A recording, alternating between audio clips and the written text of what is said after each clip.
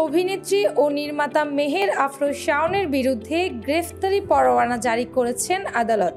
মঙ্গলবার ঢাকা মহানগর প্রথম অতিরিক্ত চিফ মেট্রোপলিটন ম্যাজিস্ট্রেট আদালতে এ আদেশ দেন।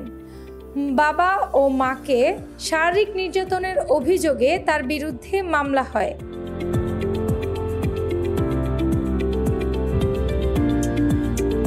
শাওনের দ্বিতীয় মা নিশি ইসলাম বাদী হয়ে এই মামলা দায়ের করেছেন।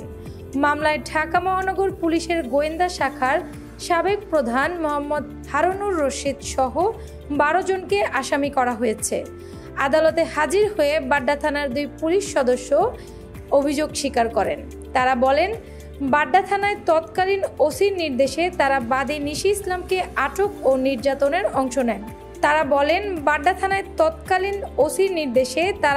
নিশি ইসলামকে আটক ও নির্যাতনের অংশ নেন। শাওন, ডিবি হারুন সহ বাকি আসামিরা হাজির না হওয়ায় তাদের বিরুদ্ধে গ্রেফতারি পরোয়ানা জারি করেন আদালত।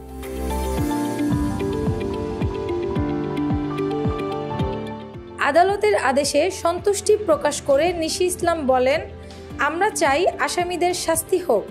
শাওন এই মামলায় অনেক প্রভাব বিস্তার করেছে, আমাদেরকে মারধর করেছে সে। প্রসঙ্গত 2024 সালের শুরুর দিকে শাওনের বাবা ইঞ্জিনিয়ার মোহাম্মদ আলী একটি ম্যারেজ মিডিয়ায় বিয়ের জন্য পাত্রী চাই বিজ্ঞাপন দেন। সেই বিজ্ঞাপন থেকে নিশির সঙ্গে পরিচয় ও বিয়ে। এ ঘটনা জানার পর বাবার উপর শারীরিক ও মানসিক নির্যাতন চালান শাওন। এ সময় শাওন ও তার অন্যান্য ভাই বোনেরা ক্ষমতার প্রভাবে দ্বিতীয় মা নিশিকে 6 মাসের জেলে পাঠান।